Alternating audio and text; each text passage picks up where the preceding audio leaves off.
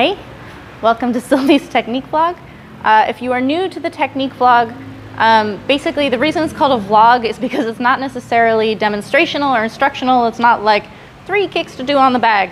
It's more ruminations on things that I'm actually working on in my own training. And sometimes it's things that I learned a long time ago and I'm having new realizations about now. Sometimes it's something that I've been working on for a really long time and now finally it's coming together with some context. And then sometimes it's things that are kind of just new realizations to me that I'm really into, that I really like working on at the time. And so it's what I've been thinking about and working on in my training. And so I'm talking about it.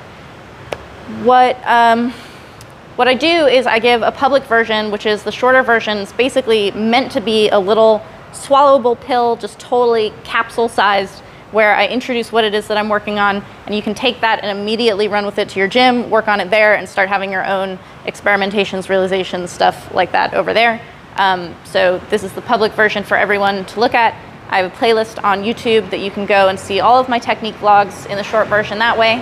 I also have a complete version, which is for my patrons. I go into much more detail about where I learned it, how I've been working on it, difficulties that I'm coming upon with it, and a lot of different nuances in terms of what it works really well for, who it works well for. And the more complete version kind of has this like, oh damn, like this is about to change my Muay kind of emphasis to it, because there's so much more information in that. So if you want to see the full version, you can become a patron. It's very easy to do that. Click on the link in the description below and you can see the complete version over there. For the public version, which you can grab, just take directly to your gym, is basically something that I've been working on for quite a long time, but it's suddenly become really useful in ways that I didn't actually think it was going to be, or I didn't anticipate that it was going to be. Basically, it's throwing in threes. So it's not a combination. It's not memorizing certain chunks of combinations that are 3 strikes. It's anytime you throw strikes, make it 3. So this will teach you kind of continuity. This will also teach you how to like work within certain ranges, because you're either closing your range and having to change your weapons as your range is changing, or you have to figure out which weapons work together within a single range. Like if you've worked your way to the inside and now you're fighting inside, what are strikes that work together at that range, rather than kind of like suddenly something Dieselmo used to yell at me about is I would get in really close and then I'd throw a teep and he's like, what the hell are you doing that for? Now you have to close that distance again. So throwing in threes and not making it set combos.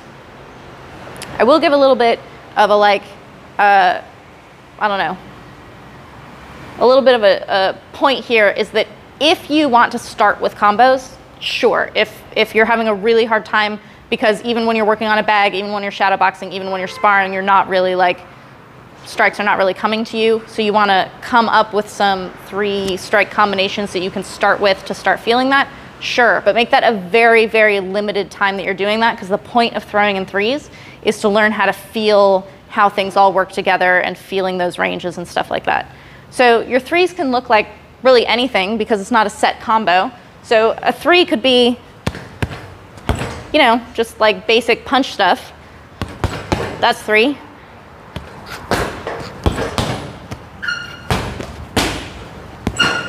Right, so it's bringing in threes to everything that you're doing, and you'll start to feel what things work together at certain ranges. So when you're really in close, you understand which strikes move together.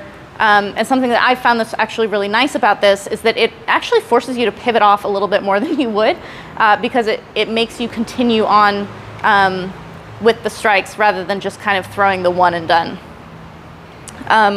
For the short version, I will add into this that deciding to throw in threes and really, really sticking to it will help you realize how often you throw one shot. I realized how often I try to do this like one-hit wonder thing.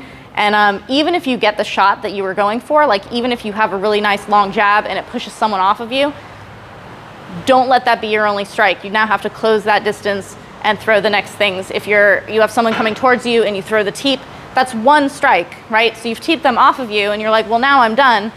Find what things you can have that follow that teep. That's the point of working in the threes, and be really consistent with it and just like really keep getting back onto it and see what happens when you decide to throw in threes, and then it'll become at least threes.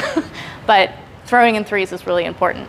So if you want to see the complete video where I'll talk much more about realizations I've had with this and how this is working really, really well in my sparring, I also include a video that's what made me think of making this a technique vlog that I posted on my Instagram recently, but I'll put some new titling in there to talk about exactly how this works with the threes. The complete version is for my patrons, so if you're not yet a patron, click on the link in the description below. It's easy to become one, and you can watch the complete video over there.